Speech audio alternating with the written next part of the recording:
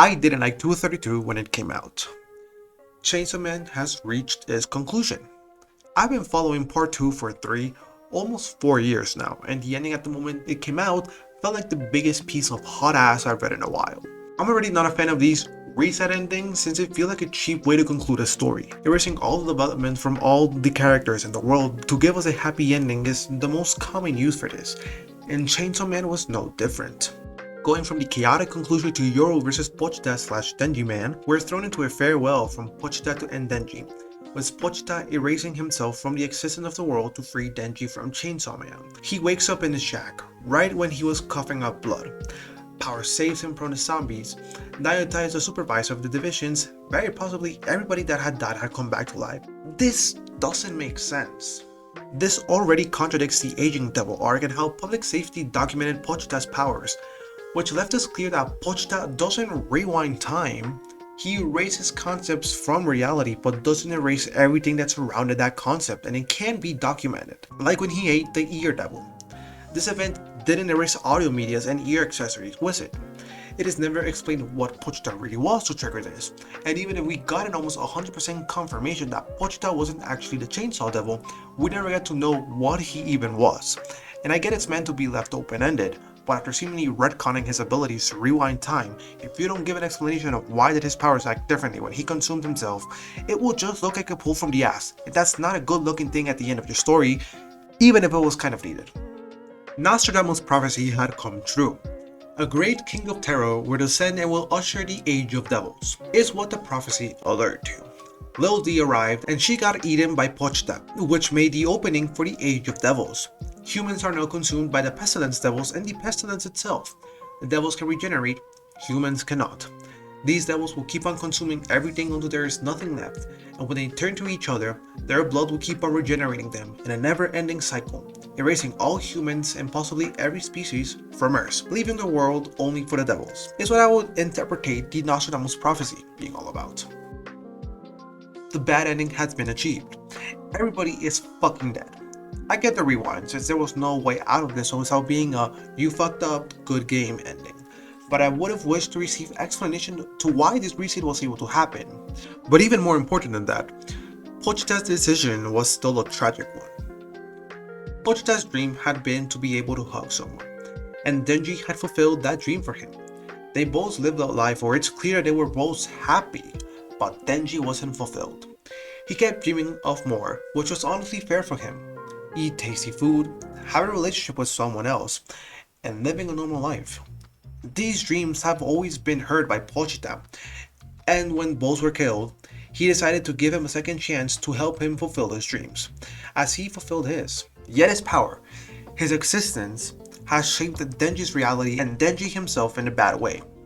Makima groomed him into thinking that sex would equal love, and never let him know that there were other types of love and connections. Devils all around the world would want Chainsaw Man's heart at any cost. Not only this, but his mystery would always bring the Chainsaw Man the devils and Makima, later public safety and the weapons, would want, making him lose everything over and over again just to get rid of Denji from the picture. One of the critiques I had when the chapter initially came out was that Denji wasn't the one that chose to stop being Chainsaw Man. I really thought that Denji would eventually realize his problem, that Chainsaw Man was bad for him.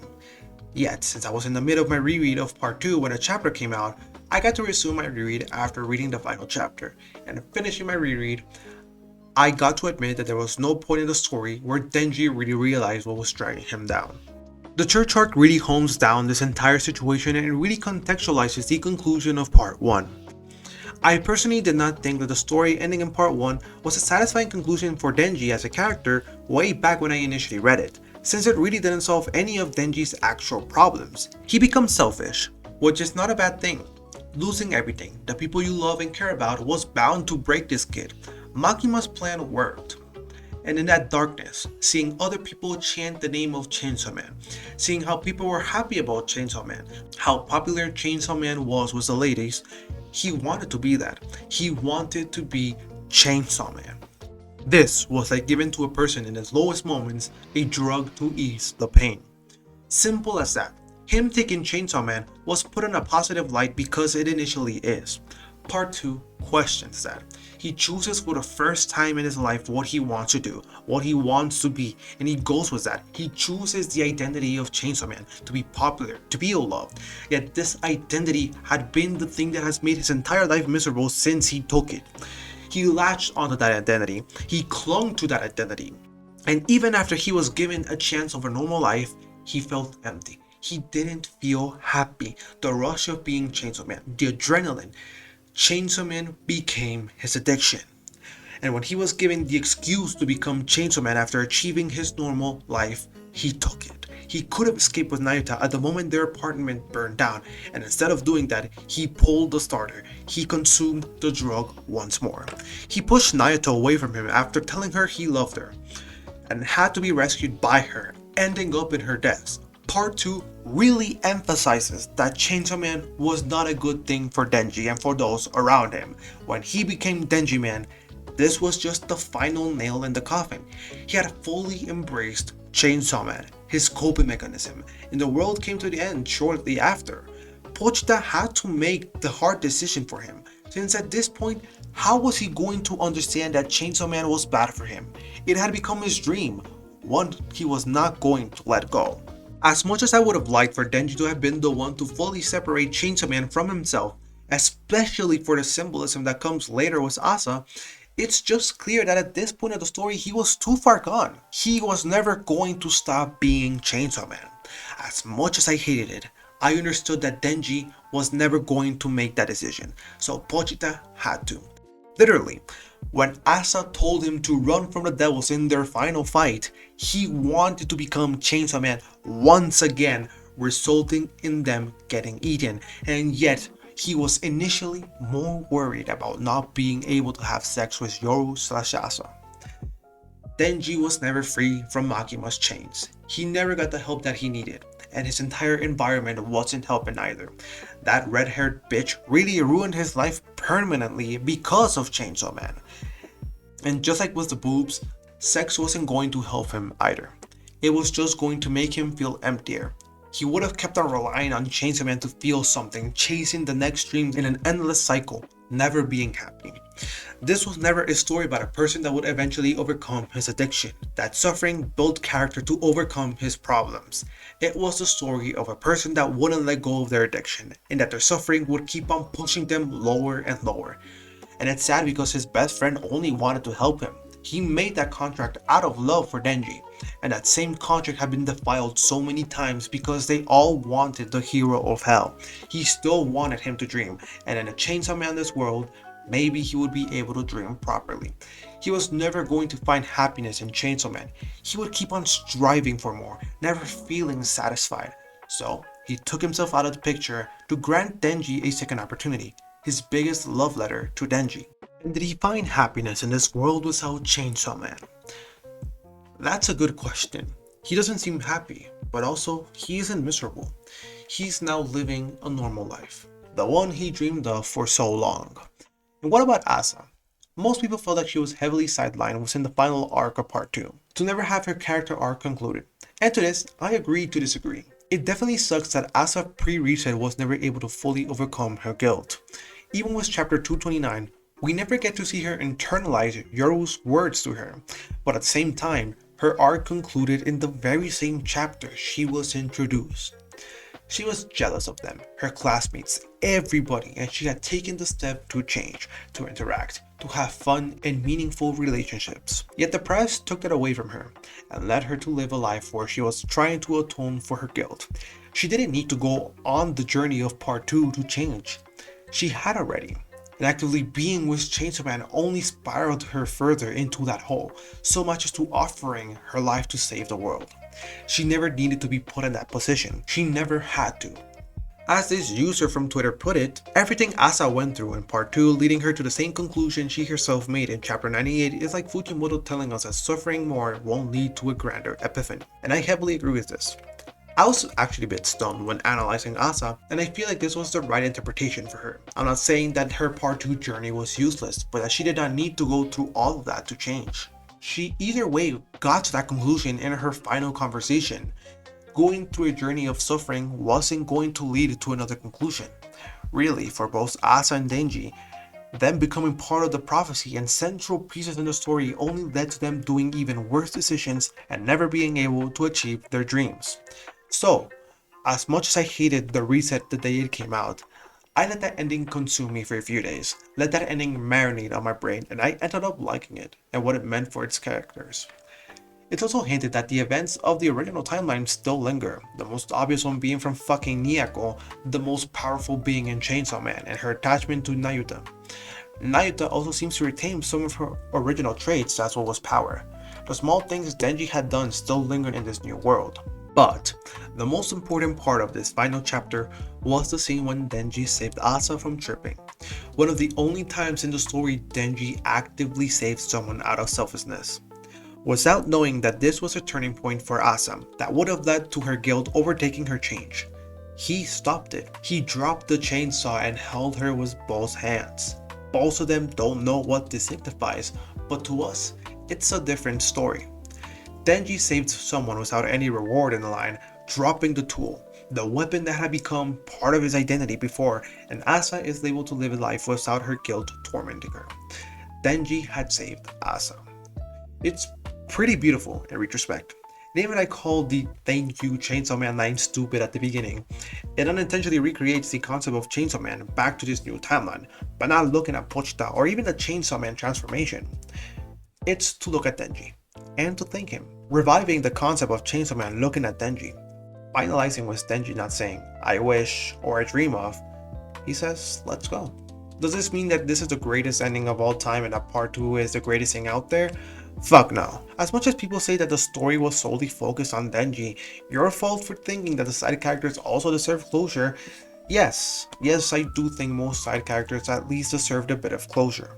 One of the biggest strengths of part 1 was exactly that. The side characters being treated as characters. Just take a look at Aki, Makima, fucking Aldo from the Assassin Brothers.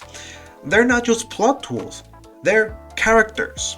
Fumiko was becoming such an interesting character and was my biggest bet in part 3 happening since she documented the Yoru vs Pochita / Denji band fight. She was starting to become such an interesting character to lead up to nothing. Yoshida is mentioned to have had moments where Denji and he just goofed around and we don't get to see that at all. His death is really not that impactful because of the lack of screen time he has. The hybrids are also a big letdown. Spear and Whip generally serve no actual purpose to the story, and Miri is just a potential side character. Famine as well. Her only purpose on this story was literally for the death reveal, and that was it. I have conflicted opinions with Fake Sawman. His entire attitude had a complete 180 in the story after seemingly being a more reserved / serious character when he was introduced, becoming a chaotic mess with a completely different design in the war arc. And with Yoru, surprisingly, I don't have that much of an issue. I feel like it would have been nice to have seen what happened to her after the reset since, she was a central piece of part 2, but the way she concluded was alright at best. I genuinely would have wished for more screen time of these characters, but it is what it is.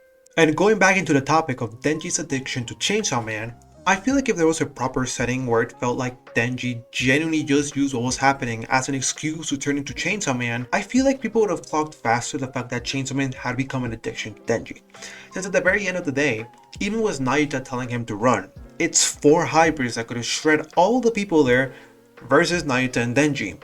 I can't really see another way of running away from there that didn't involve Denji turning into Chainsaw Man. Don't get me wrong, the fact that instead of prioritizing to leave with Nayuta or confronting the hybrids to protect the citizens, / getting payback from destroying their home and killing their pets, he thanks them for giving him an excuse to turn into Chainsaw Man. That's already pretty telling of how broken Denji is at this point. But if we would have gotten a proper sequence that clearly was telling us Denji had a better past, I think it would have been better for the readers to catch on. And as well as the sudden jump to the ending. I think this is the biggest issue with most people since I have already seen some readers come around to the ending, yet everybody has the same opinion. It felt like it needed more chapters. I personally think this too. The ending clearly lined up to what Fujimoto wanted to portray with this part of the story. But it also feels like 230, 231, and 232 had too big of a jump through chapters. Exploring a bit of this new world and exposure to the consequences of Pochita eating himself, or just Asa and Denji losing to the devils and getting eaten to death, I think 2 or 3 more chapters could have made the ending more digestible. Part 2 isn't a perfect sequel, but it was the sequel Chainsaw Man needed. As much as people say that this story should have ended in part 1, I think these people are just blinded with part 1 ending in a positive note and couldn't really see the issues Denji actually had. Remember, he still was in love with Makima. He still didn't know that there were more types of affection, and was, at the very end of the day, reliant on Chainsaw Man, the very thing that had ruined his life to begin with. It was meant to be a revisionism of that conclusion and ask, was this really a happy ending? Did it do it perfectly? Fuck no. But at least in the conclusion, it acknowledges that Denji was never going to be a typical shonen protagonist that would choose the right decision. His surroundings have shaped him like that, and thinking Denji was just going to grow out of nowhere without help and realize his way of thinking and approach of life was wrong was just unrealistic. Chainsaw Man was everything to him, to just let it go like that. So I'm glad I did not just make a 180 on Denji's character for him to stop being Chainsaw Man. At the very end of the day, I am really happy I got to have part 2. I've come around the ending and I can safely say that I liked it.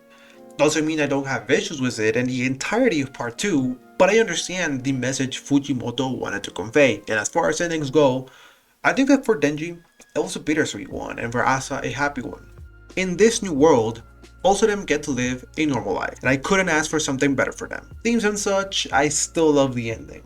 It's crazy since I remember so well the wave of disappointment that I had with the ending when it first came out, yet now I look at it and think, wow, that was a pretty neat conclusion. Thank you Tatsuki Fujimoto for creating Chainsaw Man, and I hope you get the break that you deserve after finalizing it. I will continue to follow this story and its adaptation to the anime as well as his other works, but for now, I say thank you Fujimoto. This is Noodlefucker saying to y'all, like, subscribe, and good night.